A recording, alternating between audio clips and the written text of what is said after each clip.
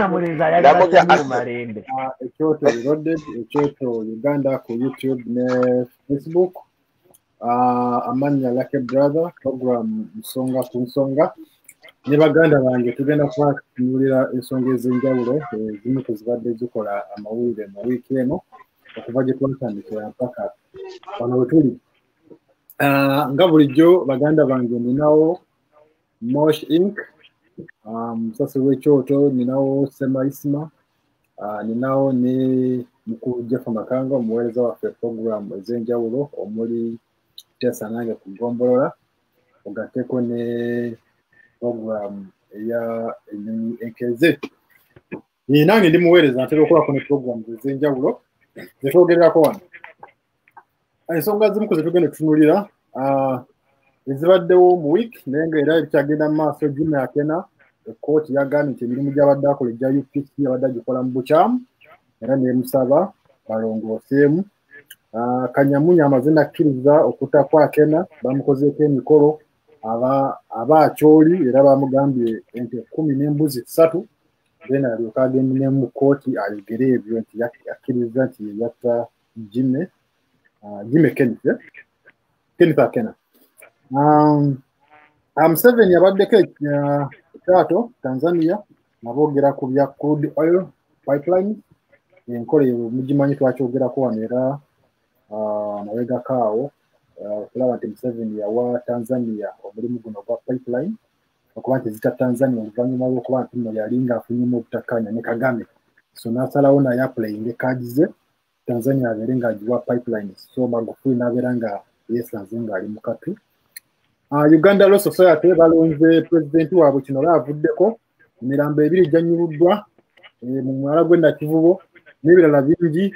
Chief Justice Owiny Dollo yalayira nabigako era n'agamba nti emisango 1000 singa babeera nga basazeewo nti abalamuzi baveeyo bwe bamukwasa omusango gw'abalina okukolako nesanga nga bakola ku files 1000.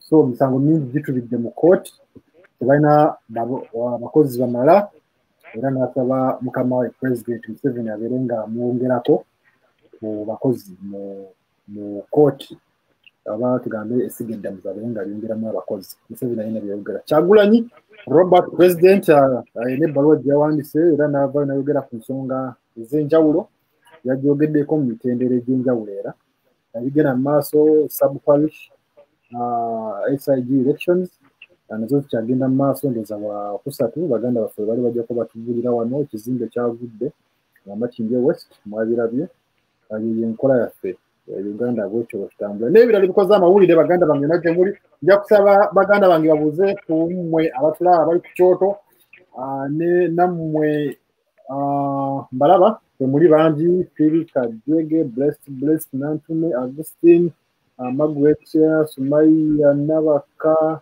Nambwawa Sara n'abalala mwenna bali ku YouTube tubagala nnyo. Twegatiddwako baganda baffe ne Ivan Bruce kantandike ne mukulu Mosh Inc. obuze kuba tulaba. Bannakyoto na gye muwangaabira Ekyoto Reloaded, Ekyoto YouTube, Ekyoto Uganda, Ekyoto International platforms zonna kwe streaming era ne basharers mwenna mbabuuzaako mwebale nnyo mwebale ddala musiibye mutya era mujje baleke emirimu mwebale kuba nti Katonda akyabakuumye ate okubeera nga mukyaweereza eggwanga Uganda. Bannange bwe tuli nabo ku pano kuliko Semawashami mu Malende, kuliko muganda wange Jaffa Musomesa, Ivan Bruce, mwenna mbaniriza ne saako ne host waffe Lucky Brother webale nnyo okutukyaza. I pray mukama tuwa akaseera akalungi and have a very good show. Inshallah taala. Mukulu Jaffa Makanga ngose erinnya lya Semaisima eppya likusesezza. Semaisima ajja nnyonnyole Semaisima saana ajja nnyonnyole ensonga eyo. eno struggle ekyatuwuuba. Today we are launching office in Busoga.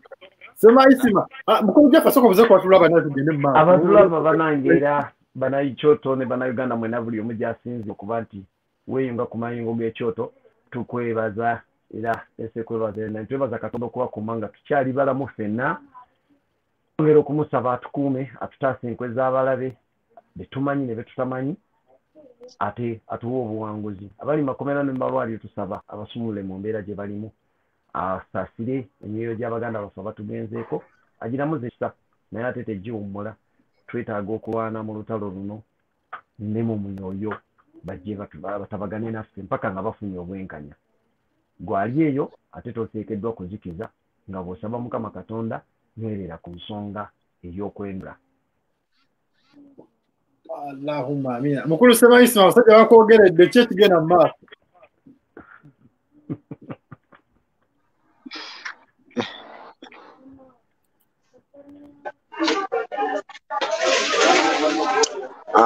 Tubaniriza abalabi baffe ab'ekyoto mwebale kubeerayo mwebale kusharinga waka waffe ono ne live stream zaffe mpozi kyembasaba kimu mu subscribing ku YouTube channel y'ekyoto eyitibwa Ekyoto TV kubanga nga bwe mukimanyi nti twetaaga okuddamu okustreaminga live ku YouTube eside eyo nenga kitwetaagisa aba subscriber basooke bawere 10,000 awo nno tujja kuba tuddamu okubaweereza mwe mwenna abatugoberera ku YouTube. N'olwekyo gwe wenna nga oli wano ku live stream eno genda ku YouTube y'Ekyoto Ekyoto TV.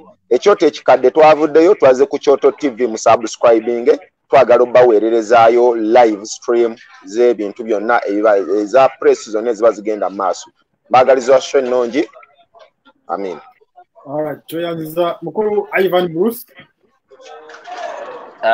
Banange amanya Ivan Bruce Sendege nsanyuse nnyo okubeerako wano kawungeeza ka Sunday eno era twebaza Mukama olw'okuba nga atusobozesezza okutuuka ku Sunday eno nga tuli balamu era tuli wano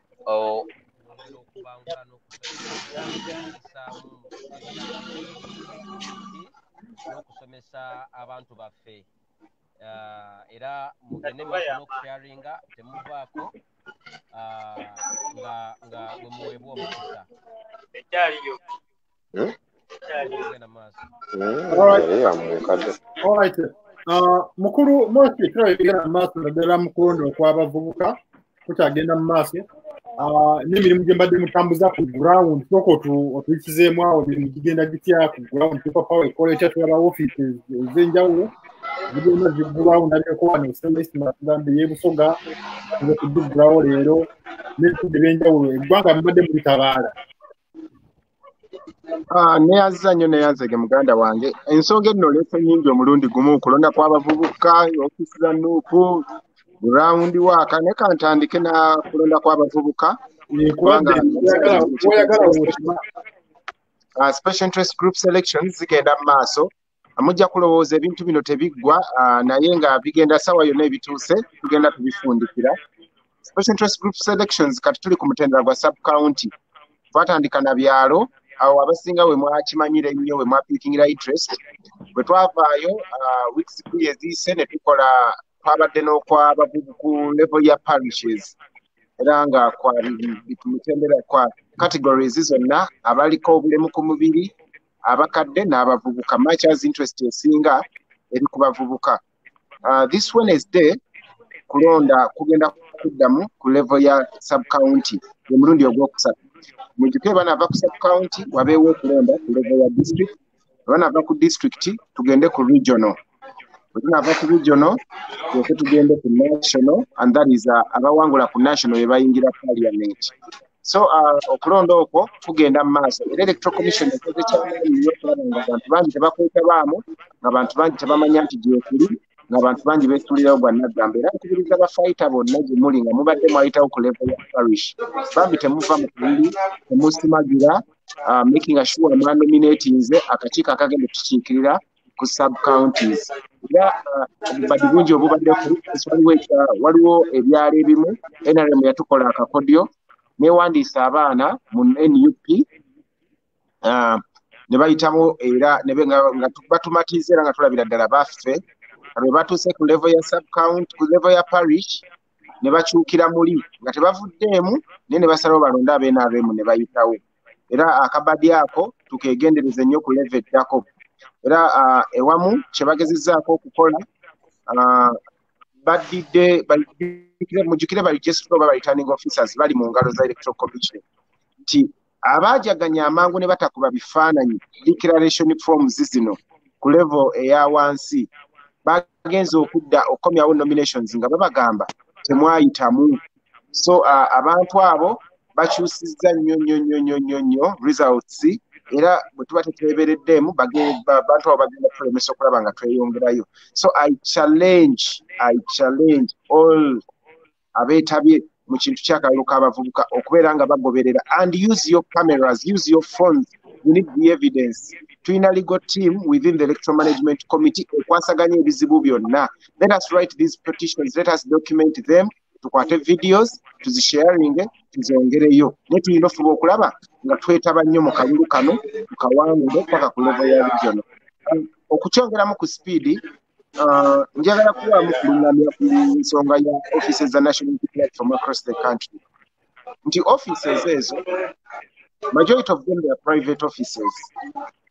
Nanze most, nsobola okukeera enkya, ngenda ku secretariat, ne mbagamba nafunye space, nemmanyira ebifaananyi ne mbibalaga, ne mpandiika ne nzijuza fomu nga mbasaba okuffa olukusa operating office in my private capacity.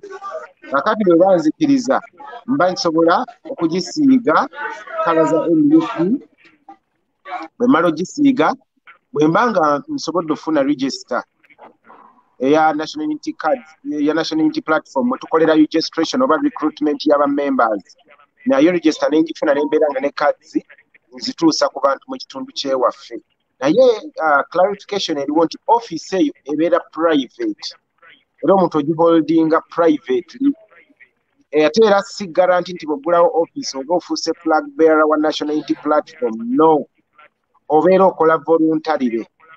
I for one mundabye mpositinze nnyo ebifaananyi bya one office mu Masaka office eyo twagiggulawo nga group members voluntarily. You write, you ask for it, they give you permission, and you do work on behalf of the party, but in a private capacity. Era byonna ebiriwo singa biba bizibu nga ki party si ebivunaanyizibwa kuwabula gwe ng'omuntu. So we encourage buli wamu bwe tuba tusobodde jangu ku secretariat, fill in the form, write an agreement, and you get an official letter ekukkiriza okuggulawo that office n'ogioperatinga oba ng'otuusa services za party mu kitundu kyo. Nga nyongera mu maaso nti ensonga etuteesaayo offices ezo mu bitundu ebingi office teziriko na overdose. If it was possible every sub county twandibadde tuteekayo ki office yaffe abantu babe nga basobola okusookera ddala okumanya ebikwata ku kibiina kyaffe ne ku kisinde kyaffe okusangawo materials ebintu bya materials oba apparel za party yaffe. Ekirala office ezo zituyamba okusembeza feeling y'ekibiina within an area. Abantu baleme kulowooza nti kiri wala nnyo. Mulaba kye tukoze seewana beewanyi naye mu kirala kye tukigezezzaako nnyo tukiteeko abantu bajja ne bakuŋŋwanirawo. Bano abaana abaagala okuvuganya abaagala biki bajja ne tubabuulira. Ate oba ovuddewo party togikozesa office kujojola balala aba competitors politically wabula offer services to everyone because you want to massively recruit as many as people. Nebaza abaguze card wetwogerera bannayuganda bandi babayingidde emitwalo 15 abakagula cards zaffe za national unity platform. Leka okubeera obubeezi supporter okubeera obubeezi fan oba okubeera omuntu aswinginga, be a member by registering and get your card. Tubeere ng'ekintu kino tukibeeramu nnyo. Nga mmaliriza kanjogere ku ground work. Ekwetonga platform we launched an initiative loza weeks nga 2 emabega embasi erabidde. Tetunaba kuba pushing aggressively naye kankozese platform eno okubeera nga mugitegeerako nti waliwo level gye twagala okwengejingirako abantu etya. We want to train the mobilizers that are already on ground. One of the biggest challenges bye tusanze mu struggle is people don't know what we are about. People don't know the core values. People don't know the mission statement. They don't know the vision. They don't know what we stand for, the 5 fists. tebannakitegeera ate tulaba nti abantu abasinze okugenda ku ground tuconcentratinzeemu nnyo mu kugaba posters n'okuwanika banners which is good naye tekimala.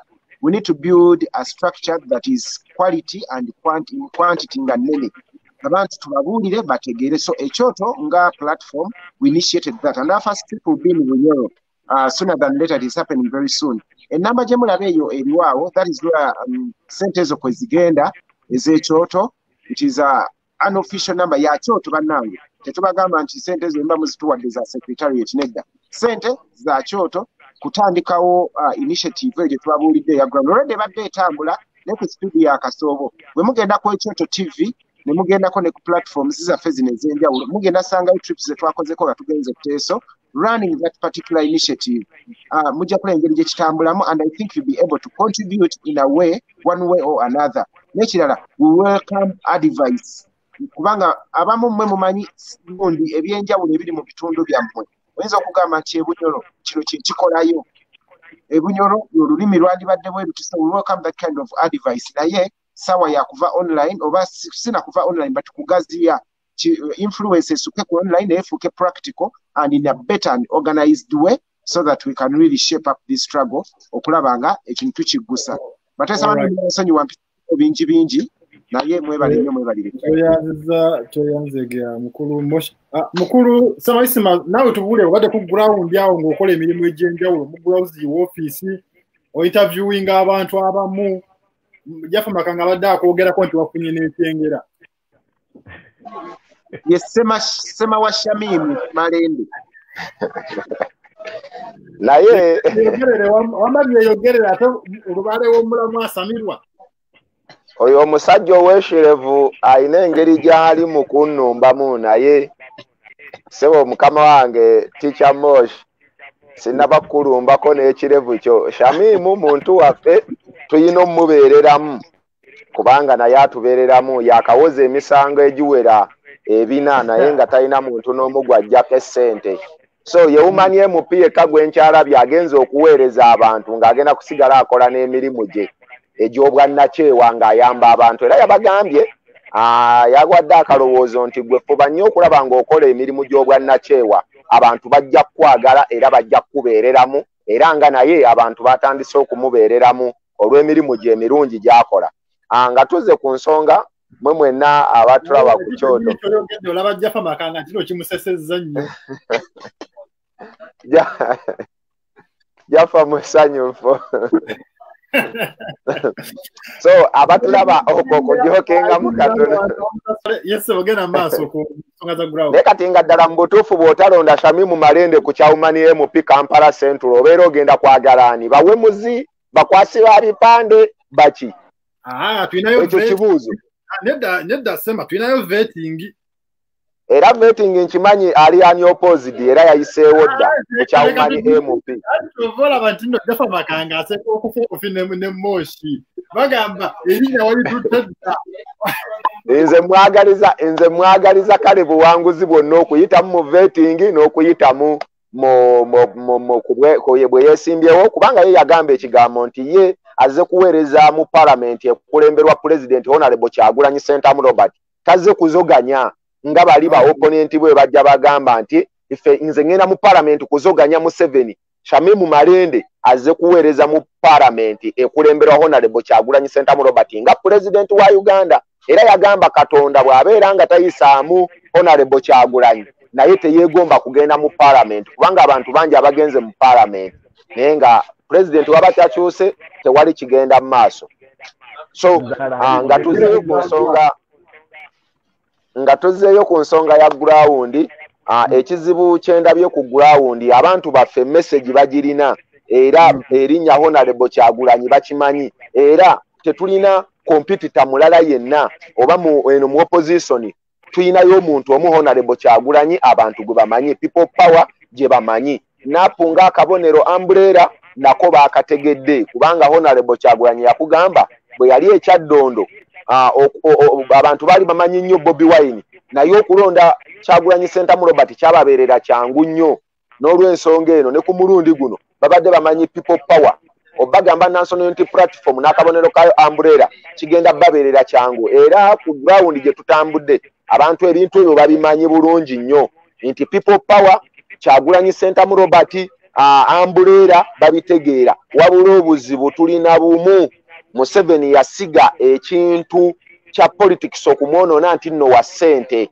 abantu baffe obwavu bungi nnyo mu bitundu nze gye ntambuddeko era oli akulaga nti asanyukira posita ya Honorable Kyagulanyi Center mu Robert ne people power n'alaga nti ajangala era n'afundikira ngalaga change ajagala naye afundikira akugambye mumpeeyo kokka ssente mumpeeyo 10,000 temutuguliddeeyo ko ku soda ebintu tayipu ng'ebyo so kikulaga nti nno obwavu obuli ku bannayuganda bungi naye ng'abantu message yaffe bagimanyi kyennyinza okukugamba twongere bwongezi ate n'abantu nyongera okubagamba era tubabuulira eyo nti ono tetuli mu politics ono tuli mu revolution so n'olw'ensonga eyo naye tetujja kubanja bye tutasoose kutegeka so abantu baffe bakimanyi era batubuuza nnyo ekibuuzo mugenda kukola batya okukuuma akalulu abantu baffe bakimanyi nabadde sayidi y'e Nakaseke wabula ekyo ekibuuzo bakimbuuzizza nnyo mugenda kukola batya okukuuma akalulu bo beeraliikirira bubbi bwono muyeekera bakimanyi nti mubbi akalulu abbaka bbe so obwo bweraliikirivu bwaffe we bukola ki we buli naye ffe tusigadde tubagamba ekigambo kiri kimu nti mmwe temufaayo mmwe mwennyini mmwe mugenda okwerangirira akalulu kano mugenda kakuba ante mukalangirire mugenda kakuuma mugenda kawerekera mpaka diara form bamugenda giwerekera mmwe mwennyini mwekolemu omulimu nabawe ekyokulabirako bwe nali Nakaseke abaana b'emmali bwe bakikola mali bakulaga nti nno taddo babazijjayo ettala z'omukono bazijjayo tebavaawo bawerekera akalulu ako mpaka ewasemba so naffe ekyo ekintu mu field tukibagamba timugenda kugoberera akalulu kano okuva we mukakubye mpaka lwe bagenda okukalangirira ate ne moral authority eyo yokkalangirira yammwe bannayuganda mwe muba mulangirira akalulu kammwe kubanga tugenda kuba tumanyi egundi tuwangudde ankole tuwangudde n'engulu tuwangudde central tuwangudde kiki ekitugenda otugaana okujaganya kubanga wonna tujja kuba tuwangudde lwaki tulinda ono omuyaaye byabakama okubeera nga atulangirira mwena mwakirabye ba agenti bonna mu bitundu ebyenjawulo basayidi emu banyankole bannankogo so omuntu n'ava eri ow'eggulu ne bamuteekamu nnankogo ow'omusentro ne bamuteekamu nnankogo ow'ebusoga ne bamuteekamu nnankogo so ekyo nno kiraga ki mwe bannayuganda mulina kubeera attentive nnyo nga mumanyi nti eno mention eyokya era mulina okugyenyigiramu ekyo nno kyennyinza okugamba muganda wange Lucky Brother.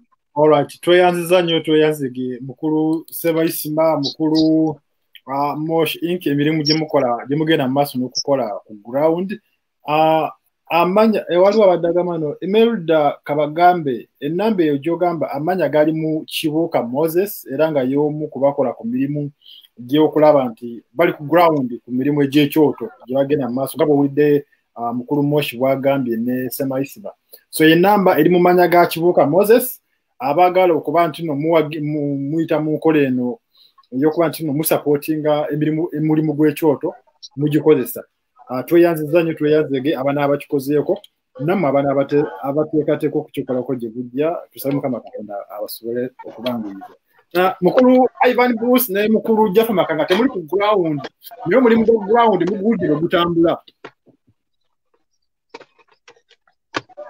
wampulika bulungi oli kikatata kakati mukulu kantandike ne mukulu Ivan nga Semaisima bwakugambye challenges zowe ziri tukimanyi zokuba nti no byabakama agenda kuba nti ye ajja kufuna obuzibu okulaba nti alangirira omuntu omutuufu bane bakola nabo Semaisima akugambye waliyo nankogu ali hari nankogu ya Kitama ali Masaka kati embere gye tutambuliramu okiwulira sebo kati mugenda kikolera ki ekintu ekyo Nakaseke bamugambye sebo fa akaluweekali naye nankogu kakati muganda wange ekintu ekisookera ddala tulina okukimanya mu Uganda yensi yokka nze gye naakalaba mu nsi yonna president nga yalina obuyinza obukyusa electoral commission obugoba n'obukyusa n'obuteekamu ye baayagala babeere ne baatayagala babeere. Uganda yensi yokka gye naakalaba mu nsi yonna nga president alina obuyinza obwo ng'alina mandate egoba oba ekyusa eappointinga omuntu yenna mu kibiina ekirina okubeera independent and neutral nga electoral commission. Ate ye kennyini naye mwajja okujjanga naye okuvuganya bennyini baataddemu bamulonde nga be bagenda n'omubalira akalulu. Kati mulina okukimanya electoral commission mukama waayo yaani ye Museveni. Mutegeera mulina okumanya ani asasula electoral commission Museveni.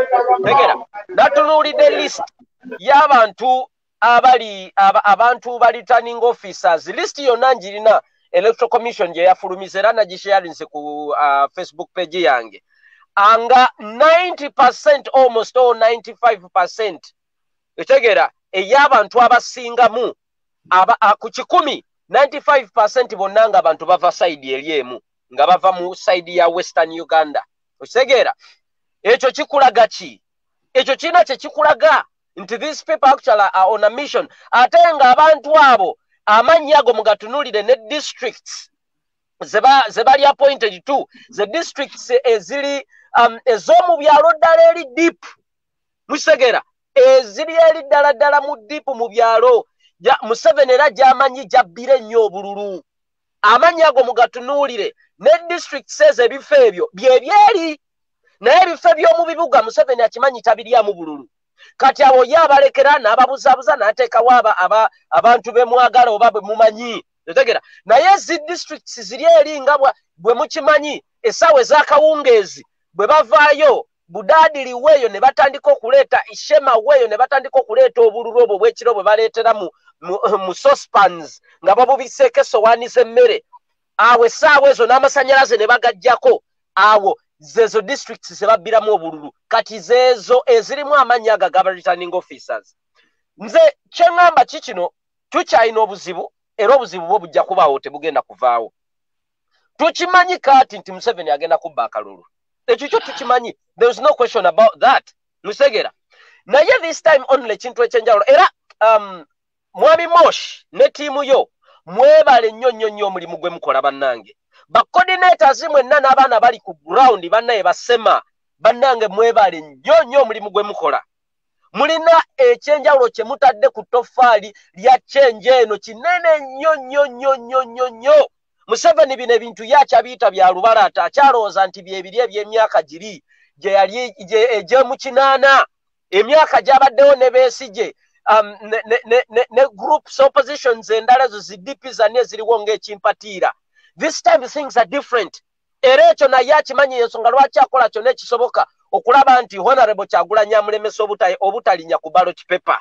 Ukitegera eyo ye mission gy'aliko Museveni kumakinga sure nti 2021 wetuuka nga Honorable Kyagulanyi tali ku ballot paper. Era mwebale nnyo okubuusa abantu maaso Mosh ne group mwebale nnyo era temujjanga okwo. Kino tekitubala mu maanyi. This is positive. Kuba kiraga nti pressure gye tutadde ku musajja ono n'abantu be agiwulira era agitegeera. Mukitegeera. So nze mbagamba nti eno struggle with electoral commission or without electoral commission, this is a revolution. Nga mwami Jaffa Makanga bw'atera okubagamba all the time. This is a revolution. Either we vote or not, the bottom line, the results, twagala result age, Museveni nga tali mu ntebe. N'abantu be bonna abali mu ssaako ze. As simple as that.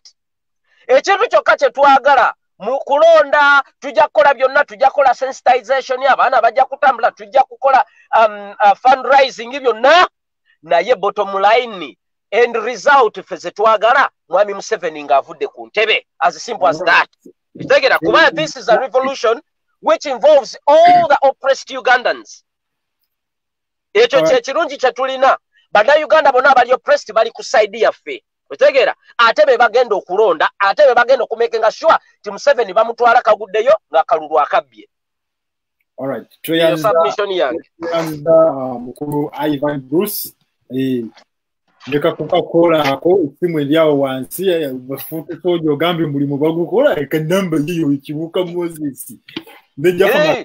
nejja Makango mulaba naye yiyagala ekyokunywa kiri kumpi bafudu tojja enamba yiyo tugibateereddewo nabo bakole ekyo kyemukola okujja Makango nzijjawo nga bwolidde mukulu Ivan Bruce ensonga bwazongeddemu supu naye mu mubiri kiwulira sebo yes abantu bali ku side yaffe nina bukira tusanyuka okulaba enamba yiyo kwerawo imanya ga Kibuuka Moses nina Kalanze Robina kakati winti olowooza tetugenda kukomekereza ngera tusigale ku side eno ya nseka nabo bo basigale eri nga banja nabo kuba bagande nankoogu kakati be baliwo returning officers abalangirira banaako kakati tetugenda kwesanga nga banja nabo bokaboka be bagenze tusigale nga tuli banseka nabo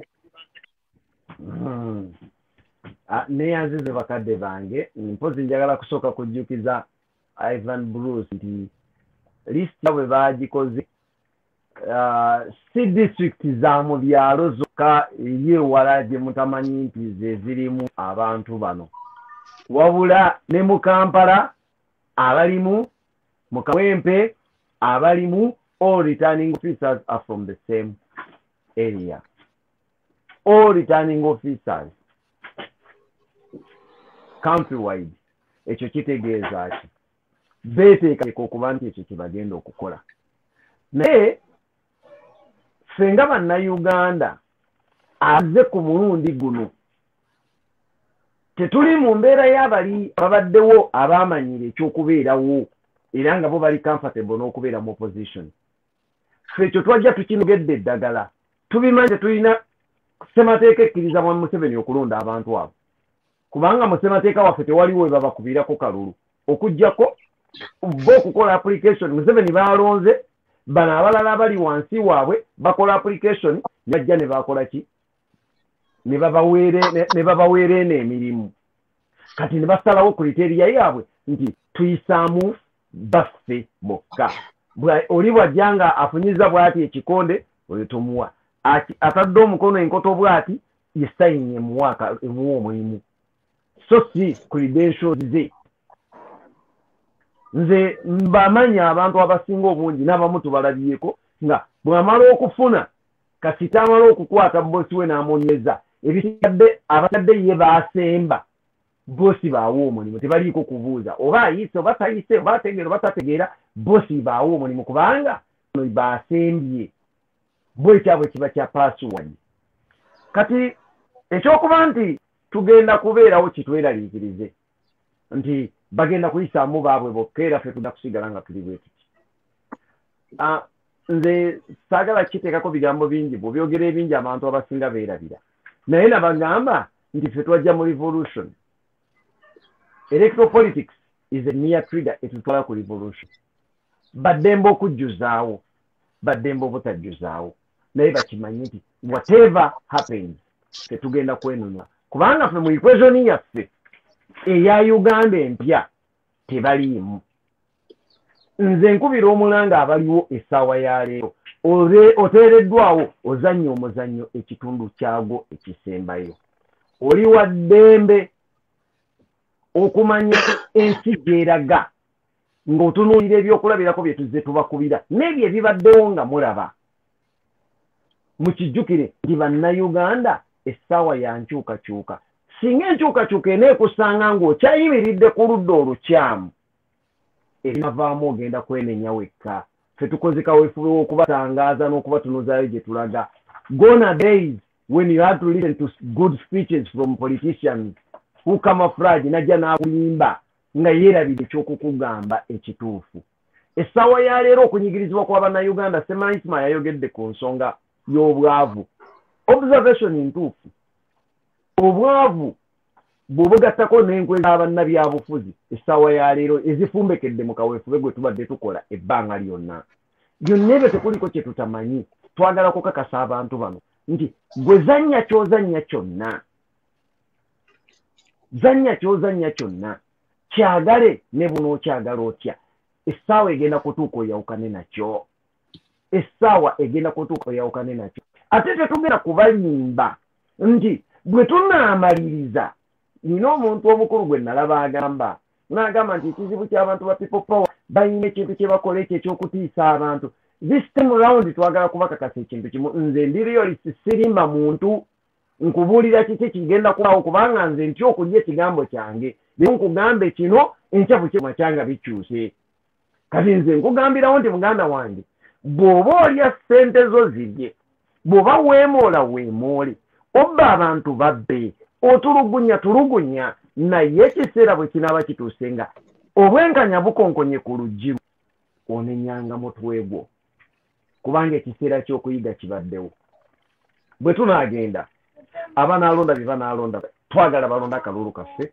nga bulungi bwe twagala semagambye nti abantu bamubuuziza ekibuuzo timunaakola mutya okukuuma akalulu buvunaanyizibwa bwa munnayuganda yenna era bulijjo kyova olaba nga nkubira omulanga abali mu diaspora bonna nti ku mulundi guno tuveeyo tudde ewaka ffenna tumanye nti okununula Uganda buvunaanyizibwa bwaffe oba teweewandiisizza jangu okuuma akalulu kange nze yeewandiisizza naye ng'ojjukira akalulu kange keekako kubanga tukozesa eddoboozi lyerimu kino ekiseera we tutuuse kyekiseera ky'okuleka abantu bamanye nti oba Museveni yateekateeka ki essebo kubanga bw'ogamba nti omulimu gw'okukuuma akalulu tugwewadde okiwulira naye ng'ate institutionally bw'oba nga okitunduddemu obulungi gulina kubeera mulimu gwa electoral commission nze just kula butuuzi bwakane nnina ne bannangiira kati bw'ogamba nno tubanga abadmitinga nti eremeddwa okukola omulimu gwayo tulemereddwa okugiteeka ku nninga okukola omulimu gwayo therefore tetwekwatiremu olwo bwe kinaatuuka kumanye anti omanyi waliwo bwe badescribinga akagambo stupidity omanyi kyekategeeza oba obusiru obw'ekimemmette omanyi kyekategeeza kafuuka ddi omusiru ow'ekimemmette buli lwokola ekintu mu nkola y'emu nga tokyusizzaamu kintu kyonna naye nga gwe buli lwokikola osuubira ebinaakivamu okuba ebyenjawulo omanyanga nti omaze okukolifayinga okuyitibwa omuntu omusiru singa oba bwoti bw'olowooza feyo twavaayo ne tugamba titujja kuddamu kuyitibwa bantu basiru tutya electoral commission ezze eweebwa okisa bakakyusa ba commissioners okuva ku mugenzi Haji Kasujja ne tujja kuono Engineer Badru Kiggundu tuzze kuono byabakama bonna beekizibitinze sayinzi za kiri kyesaagala kuddamu kwogera kuba bajja kulowooza mbavumi naye nga kyekyo kyekitegeeza ono gwe tubadde tusuubira oli eyasooka yali Haji Bwaji onazzeeko n'abeera nga inginiya naye n'alaga obunafu ono alike essaawa ya leero mulamuzi naye naye obunafu buzze gw'ate oba omulamuzi yatuuse ku ssaawa esembayo nti bino ebintu byonna byetwogerako by'amateeka naye bwe yagenza okusalawo okuteeka amateeka yakugambye twebuuzizza ku pulezidenti atayingirangako mu lokilaasi ng'akimanyi bulungi nti amateeka gateekebwa regisita kyekitongole kya gavumenti oba gwe mukono gwa gavumenti ogukola ku ebyo yababuuka ku palamenti n'ayitawo n'agenda mu state house kufuna advice from an ignorant person mu bikwatagana ku mateeka ni amuwa advice najja n'alanga eyo so gwe naawe bw'ogamba nti osigadde mu mbeera eyo oba okyali mu kiri ekifaananyi kye tubadde nga tutambuliramu abantu bano baatulaga nti be bategeera ennyo ne tubakkiririzaamu eggwanga bwe lityo bulize litambula gye matigga tulimu essaawa eno tulwana okwejjamu so obuvunaanyizibwa bw'okubawa nti bajje bakuuma nabo bambi bwe babadde balowooza nti bwe bigenda okuba this time round okukuuma buvunaanyizibwa b'abannayuganda kuba be baagala Uganda okuba ng'etambula nga bweteekeddwa okuba tuddayo amaanyi n'obuyinza biddeyo mu mikono gy'abantu era nga tutandikira wano bempawalinga nga tubagamba nti genda okuuma akaluluko genda kakume kaagale kabanje era okateeke mu nta. Alright, tweyanza nnyo tweyanzege mwenna abali mu kulaba program Nsonga ku Nsonga ne baganda baffe bonna abumulaba abali mu kubaweereza basinzidde mu bitundu ebyenjawulo baweereza ku nsonga ez'enjawulo ttiimu ya Kyoto. Tuweebaza mwenna abasobodde okuba nti nno mukyagenda maaso n'okwebuuza ku nnamba eyo. Ennamba eri mu mannya ga Kibuuka Moses, amanya kwegali n'ennamba kweri. Osupportinga mulimu ogugenda ogukolebwa ku ground ogwa Nuupu ekyoto nga kyekigulidde eno kampeni ya kyoto. Mugabi Steven Godfrey Kutasira Sauda Hussein n'abalala Daisy enamba wendawo zayina babiri. Bannange baganda bange tugenda kutunulako ku nsonga eya vetting olw'okuba nti akadde katuula kantinjidde. Wateereddwawo enkolo y'okulaba nti nno ebifo eby'enjawulo naddala eby'ebuna byabwa MPs andooza ku headquarters za Nuupu ba MPs bwe bagenda okuba vetting process endooza egenda maaso mujja kumpa bulamu awo. Kati bana abalowa gundi ebifo ebiri wansi ebya local councils bijja kubeera ku district. Naye nga amaloboozi ag'enjawulo gavuddeyo n'okugezaako okuba nti no gavumirira enkola ya vetting yakwatiddwamu. Semaisima ne mukulu Moshi muli ku ground vetting eno yandibadde tugenze kamyufu ng'abalala babubaga mu nyo kyandibadde. Moshi soko tubulye vetting ene tambudde etya? Vetting tennaggwa ekyatambulira ddala bulungi mu bitundu eby'enjawulo.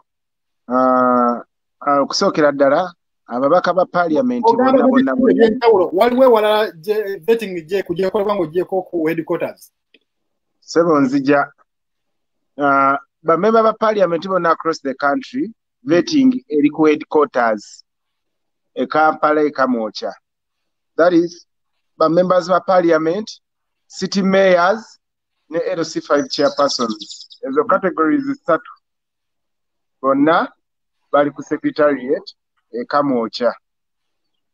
Members of parliament, city mayors ne LC5 chairpersons abo Kamwokya. Then bokkirirako ku level ya wansi ekintu ekyo kikoleddwa ku level ya wansi ko ya regional kati okugeza electoral management committee ya dispatching the teams mu regions okwasaganya ba councillors ba LC3s ne abalala abakkirira okuva ku mutendero ogwo okukka wansi okulaba nga balungamya balabe ekinaabaawo ane atwala kaadi. Buli kitundu okusinzira ku dynamics zaawe ezifugirawo kiina enkola ya njawulo. Waliwo abamu nga bamaze okuyitawo era bakitegedde nti bayiseewo. Mulimu abatannaba na kuyitawo nga bakyalinze okuwulira feeti yaabwe. Naye nga entirely the process is ongoing. Kampala Central entegedde bakoleddeko babaddeko mu Kamwokya babaddeko mu Nakasero bagenze beetoolola across the country. Wakiso bali bize constituencies zonna ezisinga vetting egenda mu maaso. Era tunamalirako weeks 2-3 okuva olwaleero vetting process eyinza okuba nga ewedde nga tutegedde bane abagenda okuba ba flag bearers. Emibiro gyoyogeddeko tebibulamu kiki batunuulira mu vetting okusinga? Vetting waliwo ebibuuzo bye bajja ne bakubuuza obviously nga gwe aliwo kati mwalabako ku live emu yali ku kyoto kuno ne babuuza abantu abamu core values nga tebazitegeera ne bamubuuza ideology yaffe nga tagitegeera, something that is shaming. Naye ng'oli akulaga nti ayagala kukwata ki kabonero umbrella abakiikirire. Kati kinene tekigenda kuwera abo bokka abeesimbyewo naye naawe wenna making sure nti oli activist wa National Unity Platform stroke people power, making sure otegeera ebintu byaffe nga bwe tumanye nnyo okusabula kyo tuli bakugu. Leka tumanye nnyo n'okusomesa kiki tuyimiriddeko nga people power. Tuleme kukaaba bukaaba ennaku ya Museveni gy'atuyisizaamu wabula twogere n'ebigambo eby'essuubi nga tumanyi ideology. So abantu abamu basengejjeddwa nga bababuuza ebigambo ebikwatagana n'ennono zaffe mu vetting bakibabuuzizza nnyo. Bababuuza enteekateeka yaffe ng'ekibiina structures zaffe ziyimiridde zitya. Babuuza ebintu bingi. Okugeza bakubuuza abantu baagala bamanye mu bantu omanye ebibaluma abantu era baagala bamanye obadde activist. Tetwagala bwagazi ordinary politicians kubanga kino kintu kipya. Twagala abantu nga balimu eri engeri y'okulwanirira amazima n'obwenkana nga bayimirira ku nsonga ezo ngera n'ebyafaayo byabwe bibeeyimirira. Ebyo byonna tubinoonya. N'ekirala twagadde nnyo mu vetting muno okumanya omuntu ayimiriddewo kwegamba ennono ki zayimiriddeko mu vetting eno. Omuntu togenda kuva eri buvyo ogambe nti nze ayina ssente bampe manvuuli. Nedda, ssente tekimala. Togenda kuva eri ogambe nti nze asinga okuwoggana bampe manvuuli. Ebyo byonna tebimala. Olina okuba nga oli grounded, olina okuba nga oli visible mu bantu, olina okuba nga abantu bakutegeera nti ddala oli munnankyukakyuka ne tukubuusabuusa era ebyo byonna bikoleddwa okulaba nga bannankyukakyuka abatuufu abayimiridde ku nnono zaffe era be batwala mu maaso akabonero kaffe nga tebagenda tuuka eyo batuveemu. Mwalabye kanjogere ku kyamukulu Chameleone, mwalabye bwe yanveirinze structure ye nti abantu bonna ate be tulinako akabuuza within the structures of National Unity Platform ate be yatadde ku ttiimu ye nti n'abadde ayagala omuwagirira oyimirire naye kikuggwako. So vetting ebintu ng'ebyo wangi ntimbadde njagala okubuuza nti n'abalala ab'enjawulo nabo balina ttiimu zaabwe naye nga tebanaba kuzaaziringa eri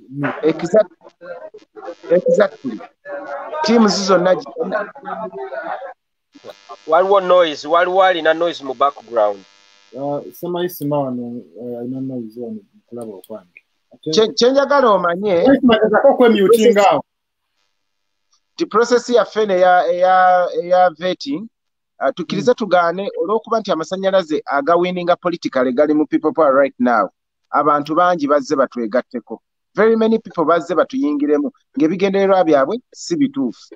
They are trying to infiltrate us so that they make use of this power that we have. Kati mu nkola eyo vetting mwe tugenda osunsulira ate kano kankabatemi mulimu bangi aba vetting wanga balowooza nti banaasobola okugulirira bano aba vetting abayitewo ekigendo bayisaawo tebagenda na kukitegeera nga bw'olaba NUP lwe yajja n'egwawo nga no one saw it coming. The same way are going to get our flag bearers. Mulimu abazannyi obuzannyo nga baliyo nga balowooza nti batusinga amagezi nti era bajja kuyitawo and like things go their way but they are in for a surprise. The vetting process is not as simple and easy as they think. We can't manipulate it.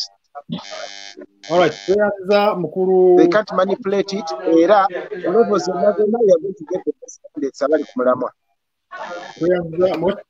Mukulu Semayisima soka kubanga vetting nawe oli omu kwabo mpulira nti Semayisima mpulira Semayisima netiwaka yange mumpulira bulungi eŋŋanya tukuwulira. Alright, kati nno ku nsonga ya vetting yesebo Lucky brother mu kuyita mu bwangu ompulira bulungi kuwulira ku nsonga ya vetting katuyite mu bwangu kubanga principal Honorable Kyagulanyi Ssentamu Robert ayina meeting yennyini ey'okuzoom ne diaspora team era egenda kuba etandika essaawa 11. Okay, tuyinza ayise mu bwangu era nga bwandigambye singa badde mumpi nandigambye naye ayise ayisiza mu bimpimpi nga biri. Mukulu Moshi kansoke nkomeo kugwe katono nnyo obere ng'okiddamu kino nti vetting okwengeri ekwatiddwamu nga bw'ogambye nti nno ekigenda okuyisaawo abantu tebigenda kubeera kwa principles twagambye zino za drifts nga bwe bazisummarizinze naye nti kiyinza okuba nga tekimanyiddwa olowooza abantu abatigenda kubalekawo naddala abana batebayiseemu enkola eno people power yakirowoozezzaako nti wayinza okubaawo eddirisa eddala nga waliwo abagenda okulamuza bano abaana batebayiseemu mu vetting. Watege kye ŋŋamba nti twogera kati DP eri mu ddirisa eyagala kulamuza abaana abagudde mu vetting bo babeekwata abandi badde bagenda nga ba independent bajja basobole okubasinga ensonga eteekesezzaawo vetting eno kati kankubulira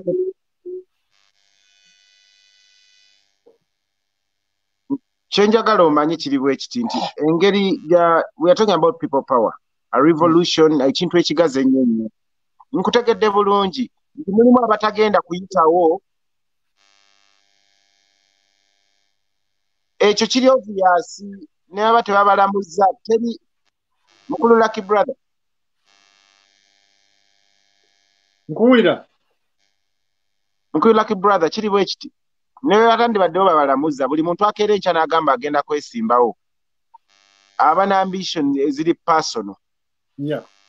Kaakati buli bw'awulira nti mmwe aba vetting nga temumutegedde era nga ye ekiri personal kimusingira ekiri general ekya buli omu agenda maliriza zze nga independent kubanga parliament erina category ya independence and you can't stop them. Era mu people power mwe bali bangi botasuubira kubeera nga bagenda kuba nti bagaana okwesimbawo nga bagenda kipushinga, and we expecting that fe tuli kimu kye tulina opushinga ffe ba activists nti tulonda kimu kabonero umbrella. Lyeddagala lyokka ku stressinga kulonda umbrella. Ekyo kasa tukistressinga bana bonna banaagaana kati kankuwa ekyokulabirako mu Lubaga North oba South ewali Mukasalozias, Eugenia Namirembe, waliyo bakatolo bwama abantu bangi abolaba nga bandibadde basaana oba wano waggulu waliwo Abubakar Kabalya, waliwo Mubiri James, waliwo Kasibante Moses, bonsatule bonna ba NUP. Kasibante Moses ye incumbent, Mubiri James ye people power activist yasookera ddala okulaga nti agenda kwesimbaawo. Abubakari najja nga amaze ofuuka speaker, yaliwo FDC recently na crossing anajja mu NUP. Naye akulaga naye asaza ajja. Twagalako ogu omu. And everyone is justified. Nti oli ye incumbent Kasibante Moses. Mubiri James abaddewo for years. Y'omu ku baasooka okwambalira Besigye n'amugamba gulaki totuvaako atwesibyeko.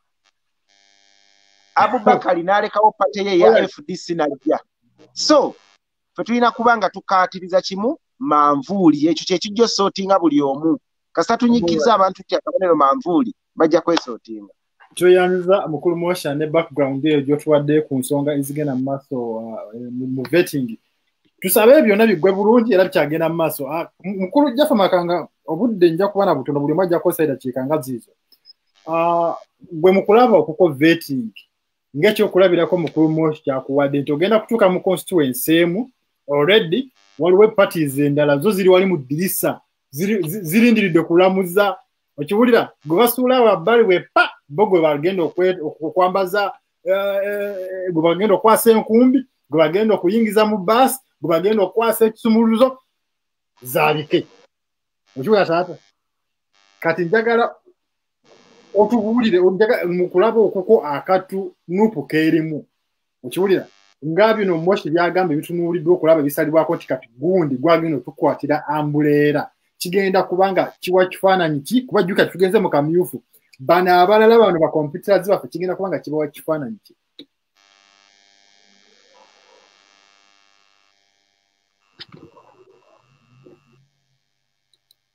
Tukuwulira wejjeeko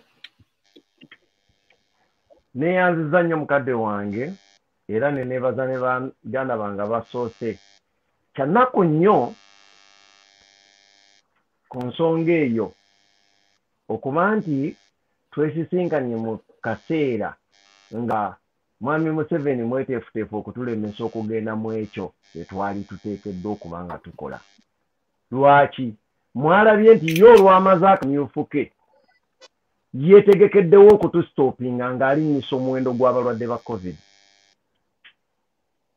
era ng'ayagala okufuna ekyekwasa ekigamba nti abantu abasigadde okusinziira ku kye twalabye mu kamyufu ke n'aleemu obulwadde bugenda kweyongera nnyo bweyodde nnyo nnyo abantu bajja kukwatibwa n'olwekyo ebibiina ebirala temugenda mu kamyufu especially National Unity Platform titemuyingira kamyufu under normal circumstances. Ffe twali tugamba nti obuyinza first principle yaffe, the first principle, a core principle, leave alone zino drifts zetuyina where you have to follow discipline the chief, but our core principle kwe twazimbira oba ebaji kwe twazimbira omusingi gwaffe ogwa people power yali yakuzza abantu ngera n'erinnya bw'oliwulira kuzza buyinza mu mikono gy'abantu. Empower these people so that basobola okuexercisinga obuyinza bwabwe obubadde bwabagibwako emyaka giri gyonna, and people welcomed us mu mbeera eyo era sensitization yaffe ekyo kyebadde promotinga. Bw'oba oyagala okusuula revolutionarist yenna omusuuza core principles ze ebyo byagamba nti kwasibidde kubanga abayo n'ekintu kyeyayogera n'akiguza abantu ne babeera ng'abantu abo kwe bava okumwagala n'okumuwagira. Bw'okimusuuza oba omaze okufuna omuwaatwa w'otandikira okumulwanyisa. That is if singa naye akikkiriza n'akisuula. ffe olwaffe olwaleero batulemesezza ekyo kubanga ekyaffe kyandibadde nti tugenda kugamba abantu baffe nti bannange kye abantu bamwe bazze ekiseera kituuse kati bakomyewo gye muli mulondeeko Mosi Ivan Jaffa Lake mulondeeko ani gwe musinga okufiiringa era nga tugamba nti eddoboozi ly'abantu terinaayogera ekyo kye tujja okuwa era tujja kuba nga tulina assurance nti omuntu oyo abantu abo bagenda kuddamu bamulondere mu kalu ka bonna kati this time round ne tubeera nga tuli forced okuleetawo idea endala etabaddeewo all along ate njagala mukitegeere nti Luli Museveni abadde aveetinga kati ye yakoze akamyufu gwe n'akolesa akamyufu ekitegeeza ajja gamba abantu nti mulaba tetwakkiriza abantu ne beerondera omuntu waabwe era alina n'ebyokulabirako abantu empagi Luwagga bemudde musuubira abasudde mu kamyufu kagenderere mmwe n'aleeta abammwe mwate mulonde njagala mukuba ekyokulabirako saagala kuba byakulabirako nga nkozesa amannya g'abantu naye we have a very very tricky scenario ey'akawempe north where Honorable Segirinya ground totally matched by any other politician, no any other activist asobola kugamba nti asobola okutuuka mu hafu y'ebintu Segirinya byakoze. And the way people feel him at the ground cannot be compared. Naye bano natunuulidde mwami Samuel Walter Mukaaku Lubega Mukaaku n'annyonnyola n'agamba nti tulina ebintu bye tutunuuliramu omuntu ono ne background ye ebadde etya. Nina ewalala platform gye nabaddeko ku bawagizi ba DP najja n'agamba nti eno tetwalayo baddiikuula, referring to him Segirinya, by the way. Ningamba this person doesn't know what we are doing. Struggle eno ebadde etambulira ku migongo gy'abaddiikuula. Alright, Jaffa olw'obudde tujja kusaba kigambo ekibibiri Katonda atusaasire. Lwali njagala mutegeere ekintu kino nti waliwo obuzibu obutwolekedde. Tujja gigaziya program because it cannot go in just 1 minute as you requested. Okay, inshallah babire laira ku misinga Jaffa Makanga. Obana olakola Tamimu Malende ngabo ya sema kwa Malende kagenze Jaffa waleira kyokka mweyagadde tugambye amuza sole naye aje yanagenda okuva mu kisenge okuva mu banaye ensonga za mwami Jaffa nziwulidde azisengese bulungi nnyo n'ensonga za mwami Moshi musengese bulungi nnyo ensonga ezo era mwami Moshi olina bupointi bw'okonyeka obwenjagalire ddala. Nze sigenda kulwanye ku nsonga eno, ngenda kubeera very brief. Ekyokusooka nga mwami Moshi bw'agambye nti ekisinde kya people power kyekivuga kati. For the past 2-3 years kuva Honorable Kyagulanyi bwe yayingira mu nsika y'ebyobufuzi, buli muntu Honorable Kyagulanyi gwasimbyeko olugalo oba gwasapootinze alidde akalulu. Tegeera kati ba politicians bonna bamanyi nti amaanyi we gali ku kintu kyonna Honorable Kyagulanyi kyalimu oba kyasonzeko olugalo. Tegeera kati bakimanyi definitely nti kati this is the only time gye bajja n'abo babadde ba political failures bonna babadde mu bibiina ebyenjawulo nti eno opportunity yokka gye balina okulaba nti nno ebirooto byabwe bituukirira. Kuba amazima go gali nti these people are not coming for the sake of serving people. That's the truth, that's the fact. Utegera bano bonna bakawawa bonna bemulaba abajja beefuda abatwelimbiseemu abajja tebajja because nti no balumirirwa eggwanga nti oba bajja kuservinga abantu. No, all of those people abasinga bajja olw'okubanga baagala kawogo, bajja kukola ssente as simple as that. Era nze ebimu ku mwami ku president honorable ku president Kyagulanyi ebimu ku byajja okukola nga yakayingira obuyinza sente ezo ez'okugaba ejjenjeero ezispendingibwa mu parliament nezisasulwa bamemba ba parliament ezo zonna zijja kutemebwa. Itegera abwe kigendererwa ekyokusavinga abantu bwe kijja okukola amakulu. Tegera kuba abantu bonna bano bali blinded by those 25 millions ze bafuna a month. That's ridiculous. Tegera nga n'abasomesa tebafuna sente ezo. Tegera nga ne balooya tebafuna sente ezo, ne ba doctors tebafuna sente ezo. Tegera naye who is a member of parliament? Yensonga lwaki bonna obalaba now they are lining up by registering mu NUP people power not only because banonya kawogo. Now at this time only the difference is kino ekintu nga bwe nabagambe bana Uganda be bakirimu. Muwulira bana Uganda be basalawo. Bana Uganda babadde balaba abantu abali genuine n'abantu ababadde bali ku ground n'abantu ababadde babakolerera wadde nga tebanaba even na kubeera political active. Utegera bana Uganda tebali blind. Bano abantu bajja kola be bakola naye vetting ejja nga mwami Moshi bwagambye nti this is gonna catch a lot of people by surprise. Naye to me it's not even going to be a surprise. Utegera kati for example omuntu nga Jose Chameleone nze nja kwogera erinnya nze Jose Chameleone from day one nagamba nti sinza namukombya kalulu kange kuba is like his name. Chameleone is a lizard ekyusa color here and there every now and then. Utegera n'emizeje tugimanyi. Chameleone tumulabidde emyaka obuze bwe tubumanyi is not a leader material. Ali ku mission zize bamuplantinga mu people power kucyankalanya na ku confusing abana Uganda. Ekyo kyonze ebyo mbyogera nganze Ivan. Utegera nkoza analysis ku Jose Chameleone mulabidde banga. Jose Chameleone alina games ezaza nyandala. Ate him is not even ate naye kenyini akimanyi tagenda kuwangula. So this vetting utegera bana Uganda be basalawo. Bana Uganda be bamanya abantu baabwe, be bamanya abantu ababadde babakolera, be bamanya abantu be baagala era be bagenda okusalawo mu kintu kino.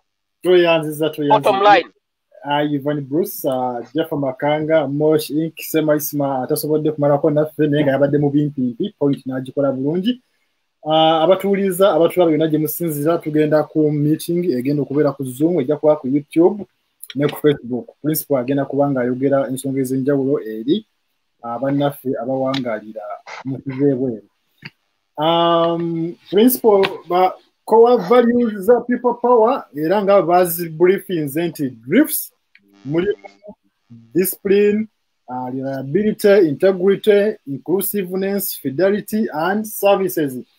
Bibo nanga bikyagenda mu maaso. Uganda Law Society nga bwe nabagambye balonze president omupya era nga mukyala kinewunyisiza nti balonze president mukyala naye ava side wa ava ludda wa Fiona Nabasa Wall ye president. Diana Angwechi ye vice we. Shane Gloria Musane Mugenga ye treasurer era ne Rita Namakika ye secretary.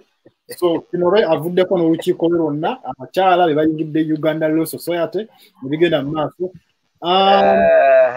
Wetoro fenga ekyoto emyaka 25 nga lamula enyimba kabamba iguru entale ya toro nkirirukira bashaija yetubagaliza birungi byerere abe side eyo Anisha Namala Kabanda Williams n'abalamu namonna tusigadde tuli team ekyoto. Enamba kanjibadiremu wano abagala okusupportinga na mato nga Ivan Bruce twagambye soda gumunyo oyo Jeff Makanga kijusi kibadde kinene nnyo. Please mukituwerezeeko nafe abali ku ground mu manya ga Kibuuka Moses abaana basobola okweyongera okukola omulimu. By the way bakola omulimu gw'amaanyi, bakola omulimu gwa tendo. Si kyangu nnyo okutambula paka na Kaseke mu mbeera ng'eno. Si kyangu nnyo okutambula Uganda yonna, Northern Uganda n'ogenda Western Uganda mu nkuba ng'eno egenda mu maaso n'okufudemba. So twetaaga obuyambi bwammwe nga ekyoto kye kiri mu mu nkola eno guno mulimu bw'oba oteekako enamba oba oteeka ogwa Kyoto naye nga neya people power weeri enamba gye tuyisako obubaka tubeeyanziza nnyo tubeeyanzege nga bwe tubatera obbagamba nti akendo ensumbi weewomesa amazzi oba akendo ate wekatikira n'ebirungi biggwa byokya nsigadde Lucky Brother Jaffa Makanga ne Ivan Bruce Mosh ne Semaisima mubeere bulungi mweraba